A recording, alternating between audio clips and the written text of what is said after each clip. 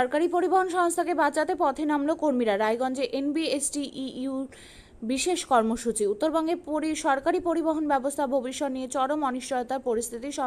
সংস্থাকে বেসরকারিকরণে চক্রান্ত চলছে, এই অভিযোগেই রায়গঞ্জে বিশেষ কর্মসূচি করল C2 অনুমোদিত north Bengal state transport employees union.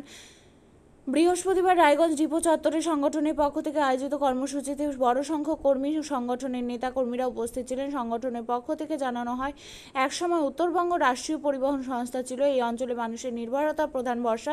2011 সালে যেখানে প্রায় 6000 কর্মী কাজ করতেন সংস্থার অধীনে, বর্তমানে সেই সংখ্যা আশঙ্কাজনকভাবে কমেছে। শুধু তাই নয়, একসময় গ্রামীণ রুটে বহু সংখ্যক বাস চালানো হলেও বর্তমানে সেই রুটগুলো কার্যত বন্ধ হওয়ার মুখে।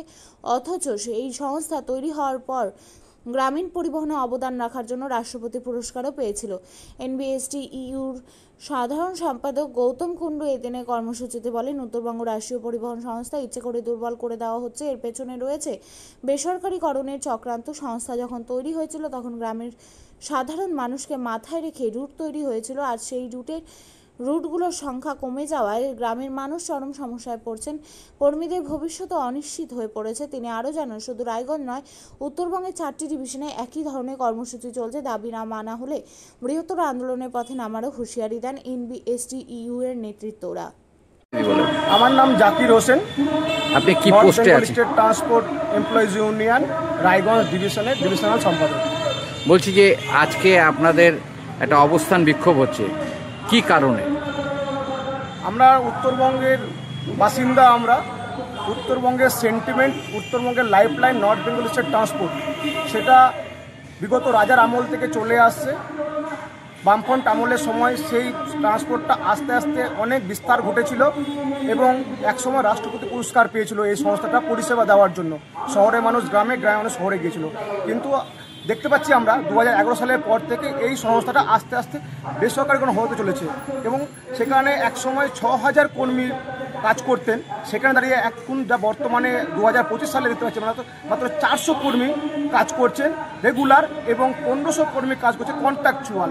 আমরা ভয় পাচ্ছি এই সংস্থা আস্তে আস্তে বেসরকারি হতে চলেছে। সেখানে দাঁড়িয়ে আমাদের নর্থ বেঙ্গল স্টেট ট্রান্সপোর্ট এমপ্লয়িজের দায়িত্ব এবং কর্তব্য থেকে যাচ্ছে, যেহেতু আমরা বামপন্থী ট্রেড ইউনিয়ন করি, সেখানে বহু বেকার যুবক রয়েছে উত্তরবঙ্গ তথা গোটা পশ্চিমবাংলার, যারা এই সংস্থায় কাজ করার সুযোগ রয়েছে। প্রায় 6000 শূন্যস্থান পড়ে রয়েছে, সেখানে তাদের সুযোগ না দিয়ে এজেন্সি মাধ্যম থেকে গোপনে লুকিয়ে লোক নিয়োগ করা হচ্ছে। সেখানে বাধা দিচ্ছি। আমরা দেখছি শ্রমিক কর্মচারীরা যাদের অর্জিত অধিকার, অর্জিত বেতন, মাসিক বেতন 26,000 টাকা পাচ্ছে না, সমকাজে সমবেতন পাচ্ছে না। সুপ্রিম কোর্টের রায় 2018 সালে যে সমকাজে সমবেতন দিতে হবে সেটাও পাচ্ছে না। এমন একটা দিক আমরা দেখতে পেলাম 2023 সালে। গোটা পৃথিবীতে এমন কোনো দিন ঘটেনি যে শ্রমিকদের বেতন বেড়ে যাওয়ার পর বেতন কমে যায়। সেই সংস্থায় আমরা দেখতে পেলাম 2023 সালে 15 সেপ্টেম্বর বেতন কমে গেল। আরেকটা লক্ষ্য করলাম আমরা বিগত 2 মাস আগে, যে একই অর্ডারের ভিত্তিতে ড্রাইভার, কন্ডাক্টর, মেকানিক জয়েন করলেন, কিন্তু ড্রাইভার কর্মীদের বেতন বাড়লো কিন্তু কন্ডাক্টর এবং মেকানিক কর্মীদের বেতন বাড়লো না।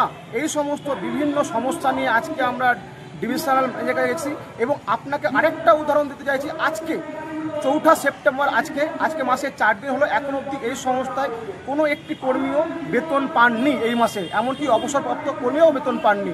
সবাই সমস্যায় রয়েছে। অবসরপ্রাপ্ত কর্মীরা বেতন পাননি বলে ওদের ওষুধের সমস্যা হচ্ছে, মুদিখানা দোকান, খাওয়া দাওয়ার প্রোগ্রামের সমস্যা হচ্ছে। এই নিয়ে আজকে আমরা ডিভিশনাল ম্যানেজারের কাছে এসেছি।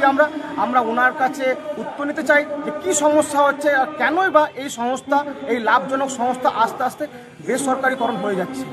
বলছি যে প্রতিবার আমরা দেখি যে যেটা পূজার বোনাস, তো এইবারে কি সেটা আমাদের মাননীয় মুখ্যমন্ত্রী বর্তমানে উনি একটা ঘোষণা করেছিলেন যে সেটা বিগত দিনে বামফ্রন্ট সরকারের আমলে একটা ছিল যে পুজো এবং ঈদের একটা বোনাস দেওয়া হতো। আমরা দেখতে পাচ্ছি যে প্রতি বছর যা অ্যানাউন্স করা হচ্ছে তার থেকে কম দেওয়া হচ্ছে। এবারও আমরা দেখলাম যে ঈদের সময় 6800 টাকা করে বোনাস সেটা ঘোষণা করা হয়েছিল, সেখানে দিল 6000 টাকা করে। এখন অবধি এই মাসে পুজো শুরু হয়ে গেছে, এখন অবধি বেতনও হয়নি, বোনাসও পাননি। আমরা চাইছি যে বেতন বোনাস তো আছে, শ্রমিকদের যে ন্যূনতম বেতন 26,000 টাকা মাসে বেতন, সেটা অন্যান্য স্টেট, কেরালা গভর্নমেন্ট দিচ্ছে, হরিয়ানা গভর্নমেন্ট দিচ্ছে, পার্শ্ববর্তী ত্রিপুরা দিচ্ছে, কিন্তু আমাদের গভর্নমেন্ট কেন দিচ্ছে না? সেখানে কিন্তু পুজোর সময় ক্লাবগুলোকে 1,10,000 টাকা করে অনুদান দেওয়া হচ্ছে, পরিযায়ী শ্রমিকদের জন্য টাকা দিচ্ছে, বেশ ভালো কথা। কিন্তু শ্রমিক কর্মচারী যারা সকাল ভোর 4টা থেকে রাত্রি 12টা অবধি কাজ করছে, পরিশ্রম করছে, মাথার ঘাম পায়ে ফেলছে, তারা তাদের ন্যূনতম মজুরিও পাচ্ছে না। এই সমস্ত ডিমান্ড নিয়ে আমরা এসেছি। আগামী দিনে আমরা আরও এটাকে বৃহত্তর আন্দোলনের পরিবেশ তৈরি করব। আমরা জানতে চাই যে সংস্থা উত্তরবঙ্গের আবেগ, উত্তরবঙ্গের লাইফলাইন, তাকে কি করে আস্তে আস্তে এই সরকার, এই ম্যানেজমেন্ট বিক্রি করে দিচ্ছে। আপনিও কি মুরগি প্রতিপালন করে আর্থিক লাভের মুখ দেখতে চান? হরেক রকম প্রজাতির মুরগির শাবক লালন পালন করে বিক্রয় করে লাভবান হতে পারবেন খুব সহজেই। তাহলে আর চিন্তা নেই, আপনার জন্য প্রচেষ্টা নিয়ে এসেছে সেই সুযোগ। একই ফার্মে হরেক রকম প্রজাতির মুরগি পেয়ে যাবেন এখানে রয়েছে করকনাথ মুরগি, এছাড়াও আছে গিনি, ফ্রিগেল, টার্কি দেশি, এছাড়াও কোয়েল মুরগির শাবক পাইকারি এবং খুচরো বিক্রয় করা হয়। যারা মুরগি পালন করে লাভবান হতে চান তাদের সকলকে আহ্বান জানাই আমরা। আজই চলে আসুন আমাদের প্রতিষ্ঠানে। আমাদের ঠিকানা মহারাজাহাট, রায়গঞ্জ, উত্তর দিনাজপুর। মোবাইল নম্বর 8250428960, 8145717292, 9907063902। শিক্ষাই জাতির মেরুদণ্ড। ছোট ছোট শিশুদের প্রাথমিক শিক্ষা পরিপূর্ণ না হলে আগামীতে সেই শিশুরা সঠিক পথে চলতে গিয়ে হোঁচট খায়। শিশুদের এই শিক্ষার প্রয়োজনীয়তাকে সামনে রেখেই গত 1 বছর ধরে পরিষেবা দিয়ে চলেছে জিনিয়াস এডুকেয়ার একাডেমি। শিশুদের অত্যাধুনিক শিক্ষায় শিক্ষিত করে তোলার একমাত্র বিশ্বস্ত প্রতিষ্ঠান এই একাডেমি। এখানে অভিজ্ঞ শিক্ষক শিক্ষিকা দ্বারা যত্ন সহকারে মাতৃভাষা বাংলা মাধ্যমে পড়ুয়াদের শিক্ষা দেওয়া হয়। একেবারে খেলার ছলে বিনোদনমূলকভাবে বাচ্চাদের এখানে পাঠ দেওয়া হয়। পড়াশোনার পাশাপাশি বাচ্চাদের বিনোদনের ব্যবস্থাও রয়েছে এখানে। তাই আপনার বাচ্চাকে ছোট থেকে অভিনব শিক্ষায় শিক্ষিত করে মানুষের মতো মানুষ করে তুলতে হলে এই শিক্ষা প্রতিষ্ঠানের উপরে ভরসা করতেই হবে। আমাদের ঠিকানা জিনিয়াস এডুকেয়ার একাডেমি, স্থান ঘুঘুডাঙ্গা মোড়, পোস্ট ভূপালপুর, রায়গঞ্জ, উত্তর দিনাজপুর। মোবাইল নম্বর 9563630109 অথবা 7029042308।